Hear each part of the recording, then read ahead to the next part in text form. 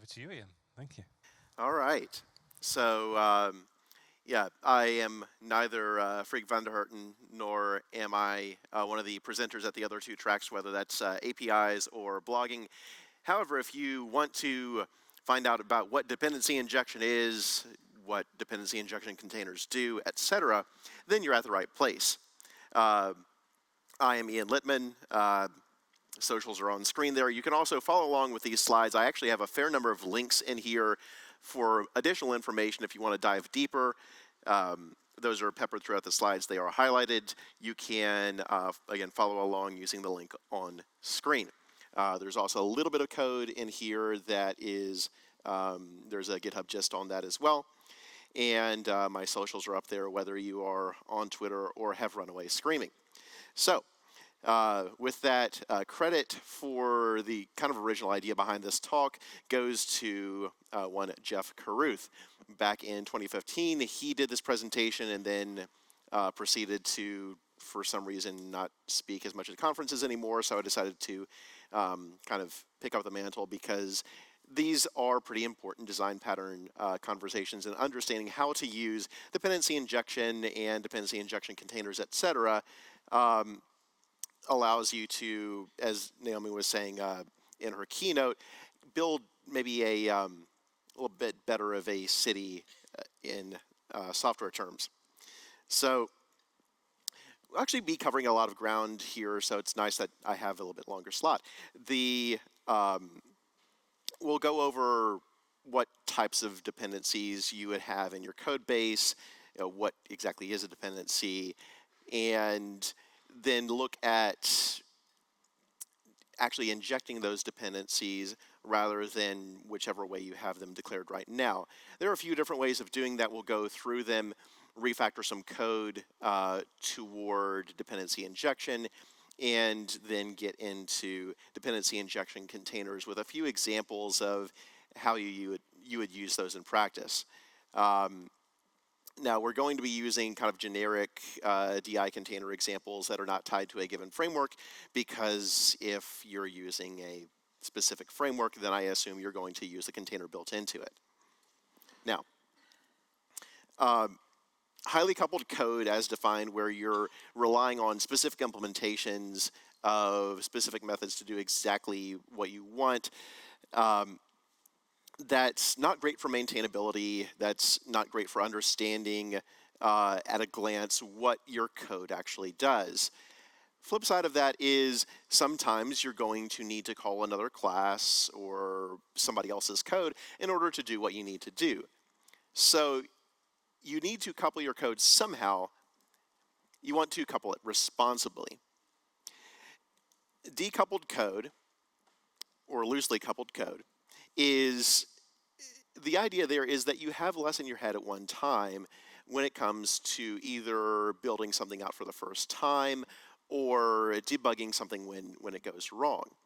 Rather than having to trace through and say, well, this class depends on 6 others, which depend on 5 others, which depend, etc., and you wind up in a huge rabbit hole. Instead, you can look at one class, say, okay, well, I can focus on what this particular class does, what this particular code does, and take things a step at a time, and not worry about, okay, is the email handler actually doing something correct here when the piece of code that you're looking for or looking at shouldn't be interacting with the email handler directly at all. To that same end, if you are trying to test code in the absence of building your entire stack and trying to hold things more constant, then having loosely coupled dependencies allows you to do that. Say, okay, all else equal, let's see what happens when I test with this scenario, or this one, or another. So with that, let's talk about what a dependency is. Well, it's just a thing that you need in your code or in your application that's external to that particular piece of code or that application to get what you need to get done. Now, there are a few different levels of dependencies. What we're going to talk about today is at the class level. You can also look at the package or library level. That's what Composer Composer is for, and at the operating system level, which is what your OS package manager, APK, or brew, or apt, or yum, or DNF is for. Yeah, we're not going to talk about those today. That is a whole other discussion. We're just going to be looking at the class level.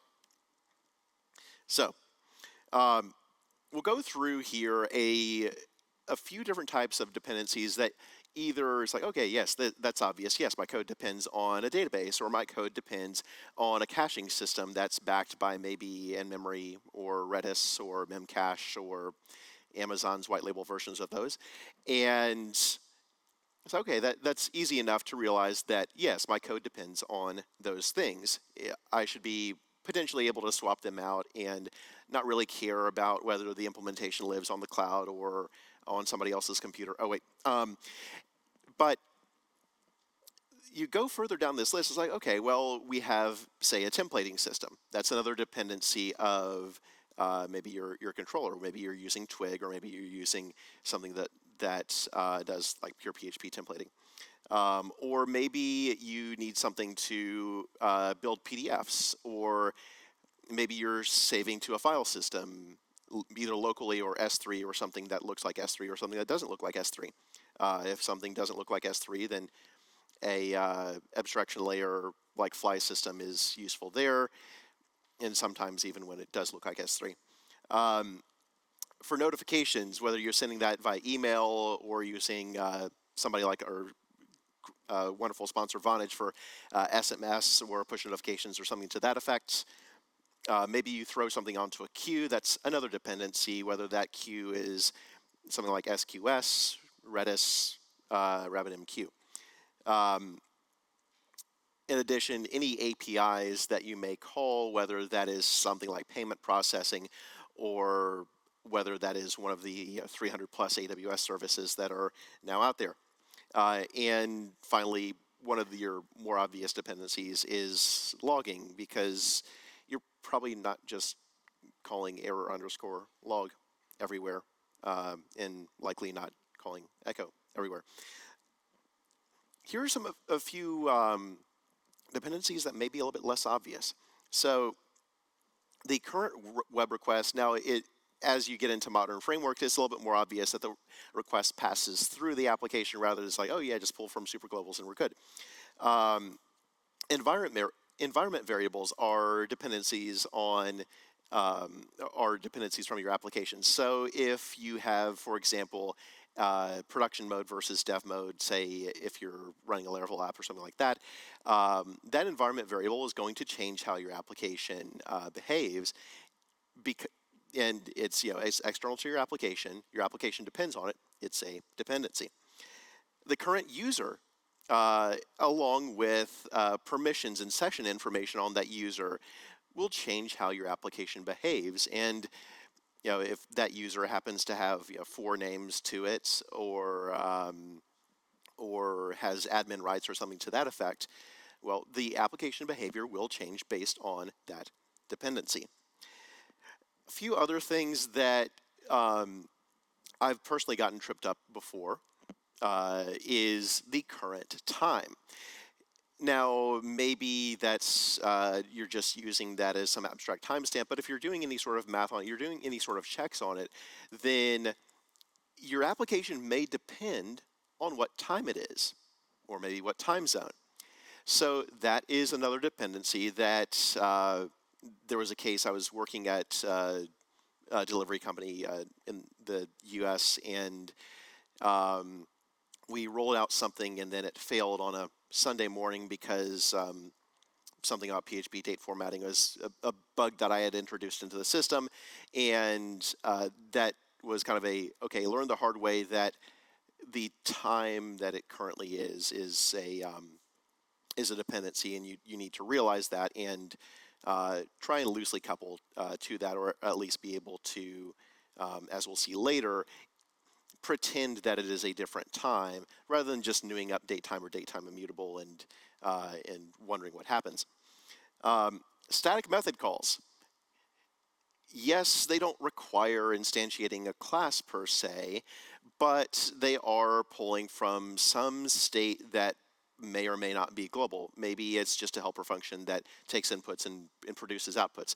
But that's not necessarily the case, and you are depending on some other class, and that class may or may not be stateful based on what that method does under the hood. So you have to keep that in mind. And finally, sources of randomness. Now, you'll notice that this is highlighted here because as of PHP 8.2, there's the random extension that allows you to specify a source of randomness or even create your own source of randomness. Like, don't do that in a cryptographically secure context, but if you're building something for mocking out and testing out things, then it may be useful to have a predictable set of random information so that you can properly test things and get the same results each time and potentially test edge cases. So, little coding exercise here. We have, I believe, 4 dependencies in this block of code that does a little bit of order processing. And let's go ahead and highlight them. So first off, we've got the MySQL order repository there. We're just newing it up. We don't understand how the database credentials are coming from thin air, but they're there somehow. Maybe that uses MySQLi, maybe that uses PDO. We don't really care. But there's a hard dependency on the MySQL order repository. You can't override that yet. We're also using a logger. Show of hands, who actually has seen that global keyword somewhere? Okay, maybe you've seen this or this. So there are a few ways of calling something globally or pulling a singleton instance in or something to that effect. And either way, it's an external dependency on a logger. Now, this may have a proper, return type hint or return type declaration, so that you know that you're getting a logger in here. But it does mean that there's a hard dependency on that method being implemented elsewhere, that class being implemented elsewhere, and in order to get logging into here. So we also depend on the current time by newing up a datetime immutable here. And finally, we have a static method call to our mailer to send the receipt out. So you look at this code and it's like, okay, well, what all do I need in order to make this class work? And it turns out we need an order repository, the current time, a logger, and a mailer, but we had to read through the entire code from top to bottom to figure out that that was the case. Additionally, if we wanted to figure out what all the mailer was being used for, given that it is it has some static methods on it, we would just kind of need to do a usage search for every single public method call in public static method call in the code base, rather than saying, well, any time that this dependency is in a constructor, then we know that, but other than that, who knows? So, and if we needed to change that mailer out, for example, logging rather than mailing, then hopefully the mailer has something built into it that allows us to do that, because the language isn't going to give us any help there. So allow me to explain a potentially better way, which is dependency injection, where instead of a class calling out to what it thinks was probably the location of a logger or a mailer or an order repository, instead, those items get injected, get pushed into the class, and something else is in control of that, potentially your test framework, potentially your standard framework. And at that point, it effectively inverts what the dependency graph looks like. So instead of saying, okay, well, I'll grab these classes as I need them, everything is set up in advance, or as we'll see later, potentially not quite as in advance. And we kind of, at that point, know what we need in order for the class to do what it needs to do. Now, this is different than the dependency inversion principle in Solid, in the object-oriented programming principles. It is related. It allows for easier application of the dependency inversion principle, but dependency injection and the dependency inversion principle are not the same thing. So we'll go over here 3 different types of dependency injection: constructor, setter, and property. So for constructor injection, well, you new up the class, and instead of asking for a logger halfway through, you provide it when the class is instantiated. And that's just the constructor there. Now, as of PHP 8.0, there is a little bit more syntactically sugary way of doing this that saves a line of code, which is this. It's called constructor property promotion. This and this are equivalent. It's saying, hey, I have this private property of logger, type logger, and oh, by the way, when somebody passes it into the constructor, just go ahead and assign it, and don't worry about it. I will be using that a fair amount later in this presentation. So if you're on PHP 7.4 or below, number 1, please upgrade, and number 2, unfortunately, you will not be able to use this. So the cool thing about constructor injection is that if you do that for every dependency, then there's one place you need to look to figure out what a class depends on. And when that list gets a little bit longer, you realize, oh, well, I need to maybe refactor this class because it depends on way too many things. And those things may be only used in a method or two, but it's a long list. Let's make this easier to think about. Let's make this easier to test. Let's shave that down, maybe split the classes out. And you can't, if you constructor inject, and that's the only way of providing these dependencies, then they're not going to move out from under you during the life cycle of the class. Unless you set them internally or do something interesting like that, but otherwise they won't move out from under you. And if you want to prevent things from being set internally, you can use the read-only keyword on the properties as of PHP 8.1, or just call the entire class read-only as of PHP 8.2. Now, the issue here is that if you are refactoring an existing class that has a whole lot of dependencies, then you might wind up with something like this. This is code that I wrote in a controller in authentication application, and yes, we needed all of these dependencies. It was kind of a mess, but this gets a little bit unwieldy, overwhelming, etc. At least we know that we need all those, but it may get a little bit confusing. And also, you may need to add a dependency in later in the lifecycle of the class. Now, there's something to be said for mutability of the class not changing over time. That's a whole different discussion. But if you need to be able to swap dependencies during the execution of the lifecycle of that class, constructor injection is not really going to help you with that. Additionally, if you have a lot of methods, each of which uses maybe 1 or 2 unique dependencies, then you may be setting up a whole bunch of class infrastructure that you don't necessarily need. So,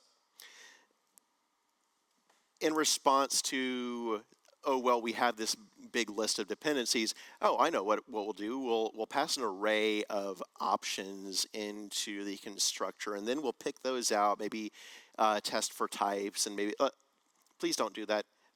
It's going to come back to bite you later on. It makes your code less easy to reason about. It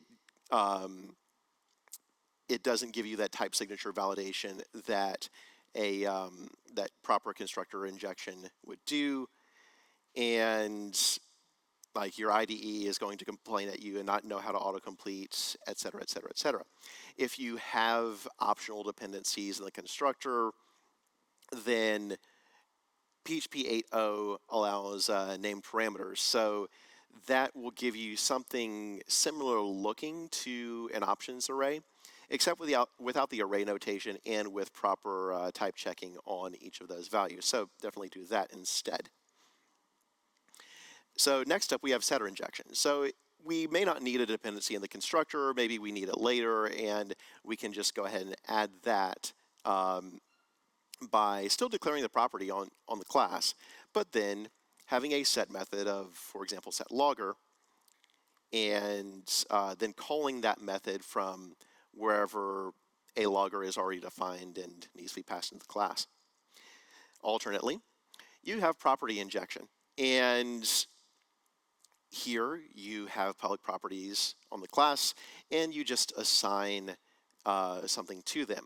Now, this is a little bit safer now as of PHP 7.4 because you can type those properties so that if somebody is randomly assigning a string to logger, then things will fail rather than silently succeeding, and then you have a method calling a non-object later, and then your program fatals in a weird way. The thing with this setup is, unlike in the previous cases where you could use a read-only property to say, okay, even if we do setter injection, this is only going to be set once and then no more. In this case, setter injection, well, read-only properties are only settable within the context of a class. You can't just go out from outside the class and set a read-only property, which is good, but it means that you can't use them in this particular setting to make sure that that a dependency is only set once during the lifecycle of the class. So it's something to keep in mind. So the nice thing about setter and property injection is that if you have a dependency that takes a fair amount of effort to build in terms of compute or network or whatever, then you can delay that setup a little bit longer. And if you don't need that particular class a lot of the time, then you can just avoid setting it at all, which, again, may be useful depending on how your code base looks currently. And you know, that's all well and good. The catch with this is now you have to check. Anytime you potentially use that dependency, you need to check to see whether it exists and bail out if it doesn't. You have a whole lot fewer guarantees with setter injection or property injection than constructor injection because the class can be completely valid, completely built without that dependency. So it's useful to explicitly show in your class that the default value of, say, a logger interface or whatever that's that's setter injected is by default null, so you know to check for that anywhere that dependency is used. So to give you an idea of what that looks like in order to actually safely handle this, you have, in this case, a logger dependency in this code. And if it's a property injected with no type checking around it, then every time you want to use that logger, you would need to check to see, hey, does this exist? And is this of the type that I expect it to be? Because if not, then I'm going to get a method call on maybe a method that doesn't exist, or maybe on a non-object, and it's just a mess, and your code fatals, and it's a problem. So you would have to have these guards on every time you use that dependency. Now, if you had the property declared as a specific type, you can just do a truthiness check, in which case it makes it a little bit cleaner, but you're still calling conditionals every time you want to use that dependency inside your class. Here's an alternative. Use constructor injection, but if a dependency is optional, have the ability to pass in what they call a null object pattern, in this case a null logger, that says, hey, I have these methods, you can call them, they're not going to do anything, but you can go ahead and call these methods, don't worry that the implementation does nothing. You pass that in the constructor, and now your code is significantly cleaner in the class because it doesn't need to care whether that dependency exists or not. Now, null logger is a interesting example because that's actually built into the PSR log spec.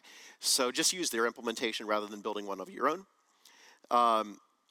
And if you really want to say, hey, I don't want to pass this dependency all the time, then as of PHP 8.1, you can have defaults that are constructed objects inside your constructor definition, like we are doing here.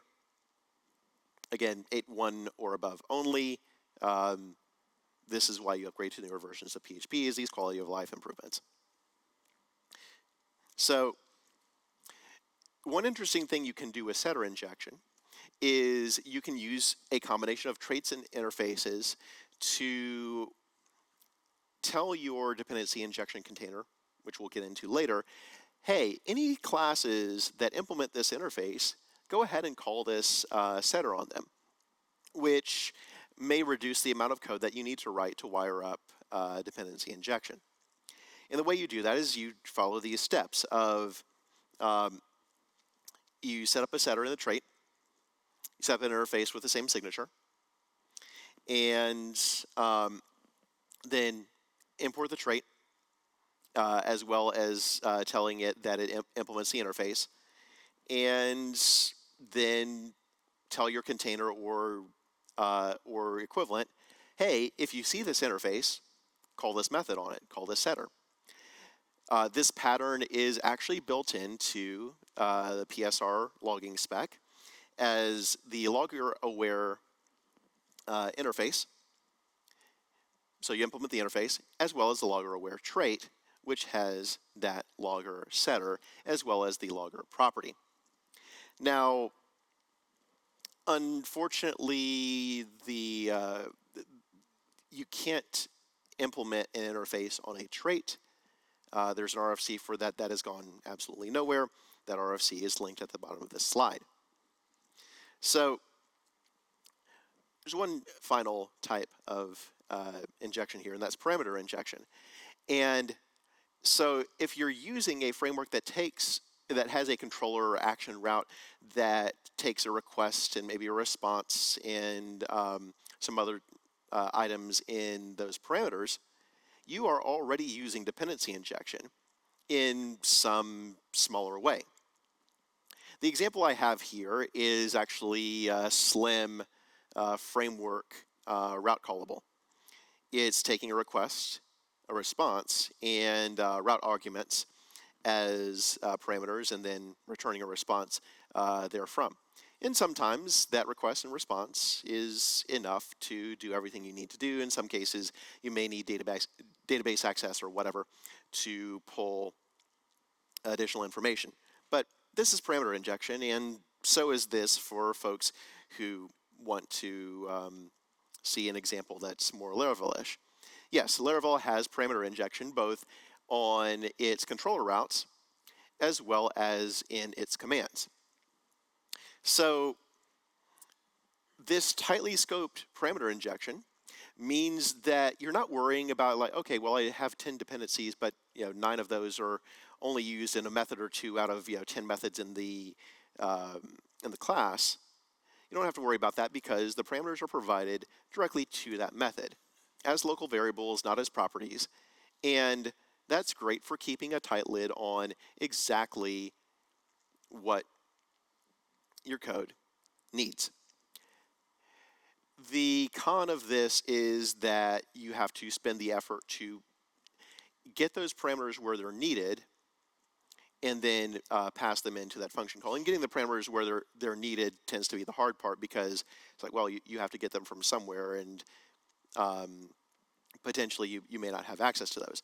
With that said, if you are, for example, using the Laravel framework and you've got a route callable or a command invoke method, then the framework will inject those dependencies for you as best as it can tell what they were supposed to be. So it's doing that heavy lifting. And that's particularly important in the Laravel command side of things because the way Artisan works is it's going to construct every single one of those commands which means that constructor injection is actually rather heavy in that context. So you actually want to inject things as late in the life cycle as possible. So you can mix and match these as needed. In a standard framework, you're going to have potentially service classes that are constructor injected. Maybe you're using that logger aware trait, so you're having to write less a dependency injection wiring code. And then on your route callables, you're injecting a request and potentially a response or a response builder. So there's no one single way that you want to write every single line of code in your application. There's no single best answer for like just use constructor injection all the time. It will vary. What I've tended to do is a lot of constructor injection, a fair amount of parameter injection, and just leaving it at that. But your mileage will vary depending on what your code base looks like. So, mentioned in a slide earlier that we would talk about dependency inversion principle. That principle is that you depend on abstractions, not on low-level details. You're either producing those abstractions or you're consuming those abstractions. You're building small, generic interfaces and then using those interfaces to provide functionality, rather than relying on the fact that, for example, your way that your users are stored is in MySQL or something to that effect. Just double checking how we are on time. Okay. So kind of a tip on this is you can take small interfaces and then build successively larger interface footprints on that. You can do that either on the interface definition side, because interfaces do support multiple inheritance. You can say interface A extends interfaces B and C, and the functionality will be a superset of B and C for any class that implements A. And now with PHP 8.1, you can use intersection types to say that a class has to either be a concrete instance of A or an implementation of interface A, and also interface B. So you can build that, hey, I need both of these, or all three of these, or all four of these specifications when you are building your function signature. And you can do that either on, again, the interface side or as you are speccing what you want. PHP 8.2 extends that. If you were in the talk yesterday about PHP types, among all of the ranting, you saw the disjunctive normal form of types on how you can build out requesting exactly the type that's needed without having to modify your underlying class code. So there's a kind of semantic argument of, okay, well, do I want interface in my interface name, or do I want just the interface to be whatever it is and then the implementation classes to look different? Doesn't particularly matter, just please be consistent about it. In this case, as long as you're consistent within your own code base of, this implements SMS provider or this implements SMS provider interface, and then your implementation classes may or may not need to change names to avoid conflicting with that. It's really your choice.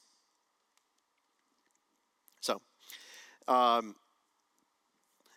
abstractions should not leak details.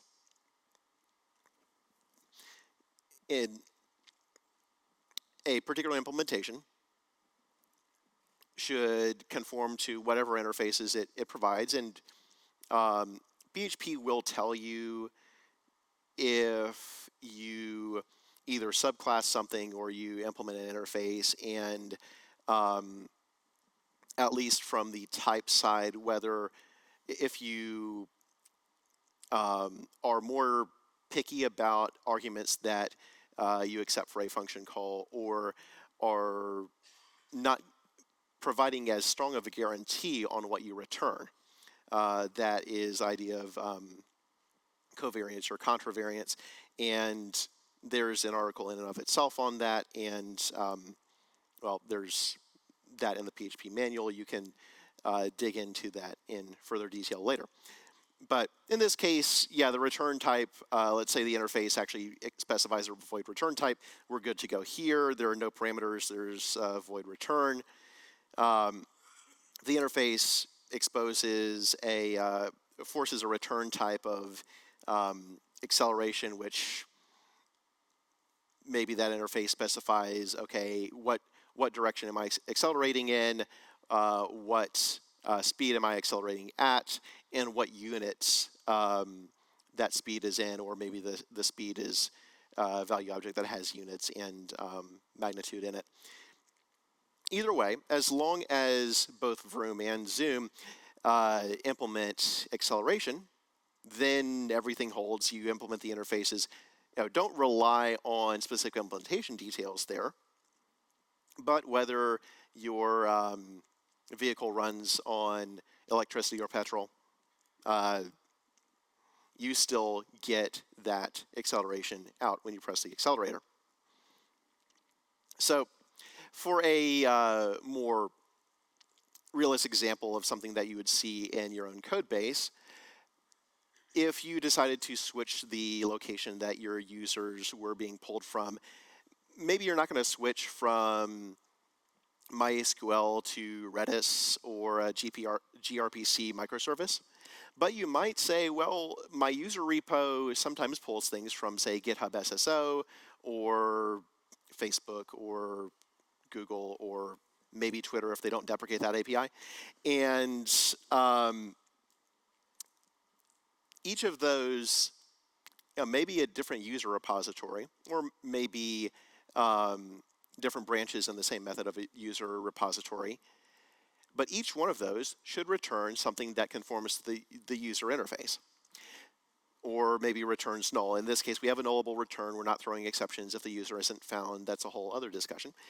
But in this case, the user might have on its interface that it has a name with first, middle, last, and ignoring that people may not have all of those names or may have more of them. They may have a unique ID. They will have an email address or something to that effect. And every single user, the thing that you'll be able to rely on is that those methods exist, because every single one of them implements the user interface, no matter where they come from. And no matter whether that call to get the user's email pulls a property from that user or fetches that information lazily from some external service. So, going back to our example earlier where we had various ways of showing the global logger, let's actually start refactoring some stuff here.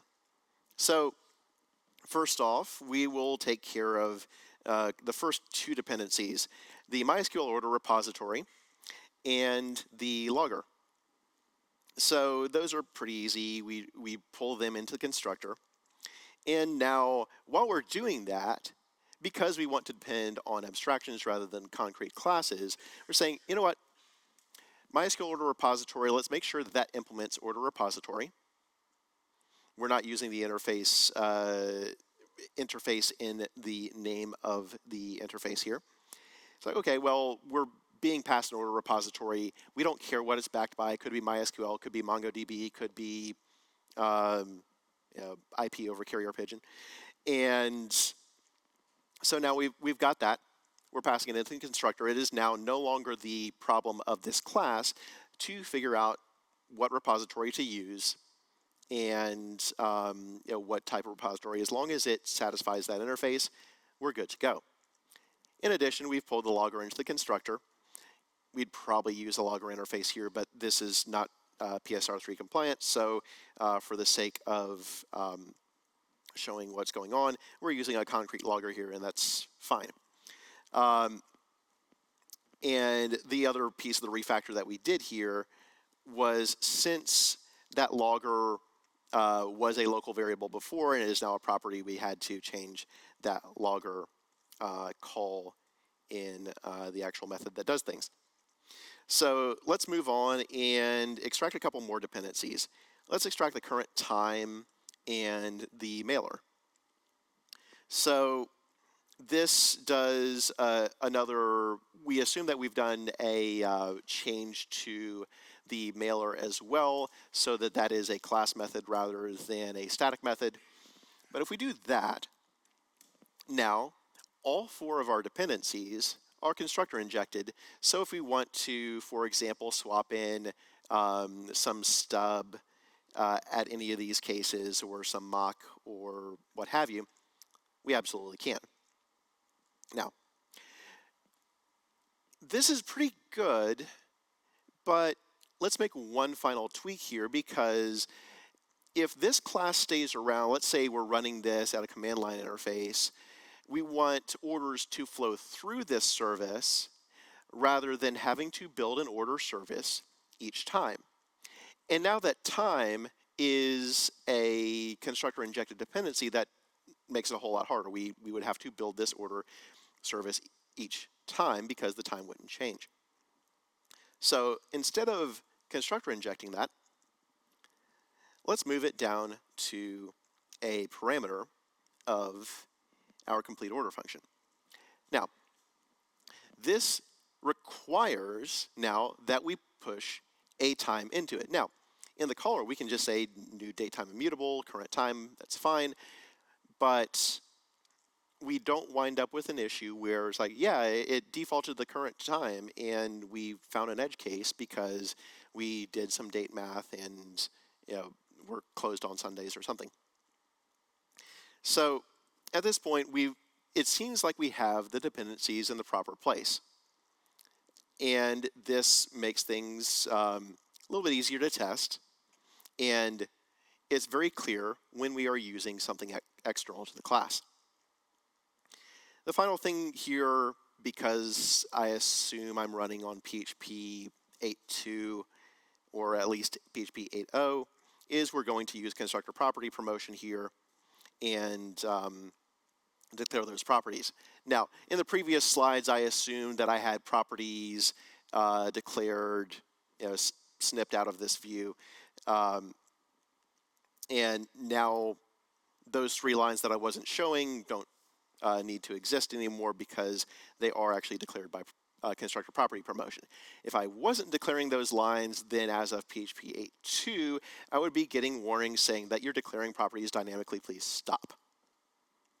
So, with all that said, we have this magical dependency injection container that we've been using to constructor inject these things, or at least we've been assuming we can use to build this order service out. So dependency injection container is just a place that wires up all these dependency relationships now that we need to push dependencies into constructors as the classes are created. And the end result of that dependency injection container is saying, okay, hey, I need a particular implementation of this class. The dependency injection container will figure out, or was told by you manually, how to build that class. It'll say, okay, either here's an instance of that class that's built from scratch, or hey, we already have this class built, here's the instance that already exists. So you're not using a bunch of extra memory and CPU cycles to new up something that is already there. Now, I would say a lot of the use of the new keyword will be in your DI container, or under the hood, or in configuration of that container. But not all of it. If you're building out value objects, or if you have a factory class that is, it has some of its dependencies and then is parameter injected more, and then it builds classes from there, you can still use the new keyword somewhere else. You don't have to inject absolutely everything. So there are going to be places that you use the new keyword outside DI config. You do not need a dependency injection container to do dependency injection. You can do that manually. It just may take a little bit more work and maybe spread a little bit more over your code base. It really depends. Also, dependency injection containers, basically every single one of them has this big warning: do not use me as a service locator, because that takes the guarantees of constructor injection or setter injection around type safety and that sort of thing, and then just throws them out the window, because you're saying, hey, I want my entire application, I'm going to refer to something by a string identifier and give me that thing back out and hope it works. It winds up hiding what your dependencies are rather than making them more explicit if you use it the wrong way. For example, this way: hey, look, we're constructor injecting a container interface. What does that container interface guarantee? Well, it guarantees that it has a has and get method, and those methods take a string as a parameter, and then you get something or an exception out on get, or a Boolean on has. Of course, we are assuming that all of these dependencies exist, so we're not going to call the has method, we're just going to call the get method and assign properties. And yeah, that means that you now don't see what this class actually depends on. All you see is like, it's a container configured some way, we don't know what. You now, like, we're lucky here because you're looking at a constructor and it's like, okay, well, it's these things. And maybe the properties on the class are typed so you understand somewhat what's going on, but this is not how to use a container. Nor is this how to use a container, where you just inject the entire container into the class and then pull dependencies out on a whim. Yes, you may need to do this in a factory case or something to that effect, but the use cases where this is the right way to do things are quite limited. So dependency injecting containers, on the face of it, are pretty simple, at least for a trivial implementation like this one. In this case, we use magic methods to both get dependencies and set them. And the way we pull dependencies out is we assume that we've been given a callable that, given the rest of the container, and this is again the only place where you want to be passing the container around as a parameter, given the rest of the container, new up a class with parameters from that container, or new up the class with no parameters if that class has no dependencies. And eventually, you'll wind up with a class with either no dependencies or maybe a dependency on some environment variables. And the execution of this will wind up calling callables, pulling dependencies out of the container until you have the fully formed object that you asked for. Now, this is back when Twitter had 140 characters. This was built by Fabien Potencier. I had to switch the link on this slide to archive.org because the website has since ceased to exist, but that does work now as long as you don't weirdly get blocked because of age verification in the UK from archive.org. I don't get it. So the way you would use this is, let's say you have a class that needs a logger, and then you have a logger class. You would first use the magic setter to say, hey, my logger is a function that, the logger dependency is a function that returns that logger. And then whatever service is, to new that up, it needs the dependency that I've already stored at logger. Now you could declare these in multiple orders, in different orders, because these are lazy loaded. These are callables. They aren't building the classes right then and there. And this little snippet of code actually does work, and it will, if you ask for a needs a logger, or sorry, a my service, then it will give you that service back with a logger already built in as the dependency. So as a trivial case of, hey, how does a TI container work? You have one right there in 140 characters. Now, there's been some standardization around containers, and this usually gets used for dependency injection, but may be used elsewhere, of container interop, now PSR 11. It has a few extra methods on it. So when Twitter went from 140 characters to 280, we are going to completely ignore the disaster that is 2,000 character tweets. It's like, okay, well, let's see if I can build an extension of the container that we just showed, but this time with the container interop compatibility. And the answer is yes, we can. We just implement the interface and then add a couple more methods in there. Now, this isn't actually throwing all the necessary exceptions necessarily, and I believe the container interop PSR does have type hints on it. So this isn't quite right, but it does get you your has and get methods in case you want to use those rather than magic _get and _set. And because phpc.social exists on the Fediverse, Mastodon, etc., there is a post there, and I had so much room left over because this was this was either 280 characters or less that I, well, just kind of wasted those extra characters, but let's ignore that. So let's take everybody's favorite coding challenge and dependency inject it. The things that we will be injecting here is things that can be cast to a string. So if somebody wanted to do foo and bar rather than fizz and buzz, then they wouldn't need to revise our fizz buzz class. They could just revise the items at the top.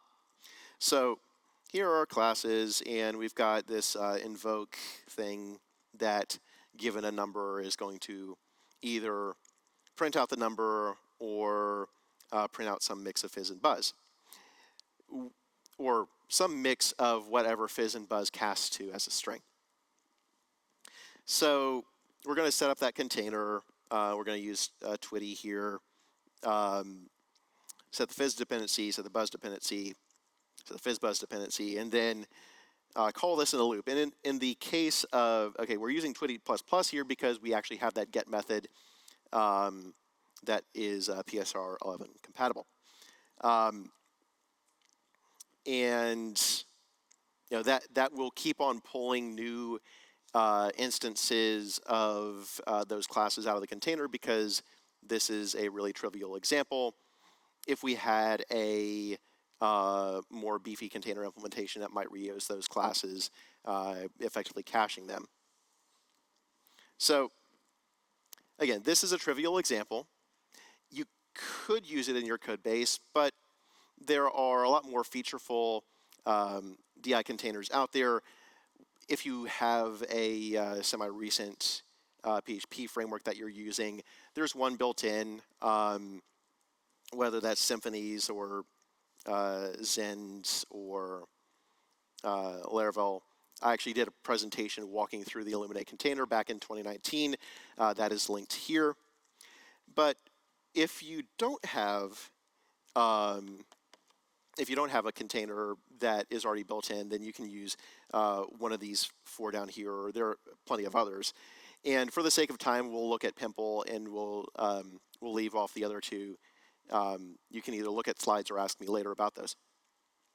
So with Pimple, it's a bit more involved than 140 or 280 characters, which gives you additional functionality. You set things at array indexes, you ask for them back, or you use the PSR 11 interface to do that. You can set factories, which will give you a new instance every time. By default, it will give you the same instance once it's built one. You can protect a callable so that it doesn't actually call that callable if you're trying to use a single function or a closure as a dependency. You can also tell it, hey, that function that I passed in, I didn't protect it or anything, but just give me that function back out. Pimple will happily do that for you. You just have to call raw rather than its getter method. And this simple container was the default built in to Slim 3. And you can add it into Slim 4 because Slim 4 uses anything that's PSR11 capable. So if we looked here and said, okay, let's refactor this, we're newing up a repo and we're pulling PDO creds from somewhere. First thing we'll do is we'll actually pull the database into a container and new it up with environment variables there. The next thing we'll do is pull that repository into the container because, well, we have the database in there, might as well. And now the container is bound to the route callable here, so we can just call this get and get the service out. And then we go one more step, pull the entire thing into an action that's a class, constructor inject the service, and then say, you know what, now let's take that action class, throw it into the container, new it up with that service directly, and then tell the application to call, to pull the dependency out of the container and use parameter injection to invoke it with request and response. With that, again, for the sake of time, I'll cut this off now. There are slides on PHP DI, including information about auto wiring, reflection, etc., as well as league container. And feel free to take a look at this presentation after for those. And also feel free to catch me later on today for questions, provided that you hold any dependency injection questions while I am presenting on right here at 1:30 about Lambda, just so that the people showing up here for Lambda aren't ridiculously confused about why you're asking a dependency injection question. With that,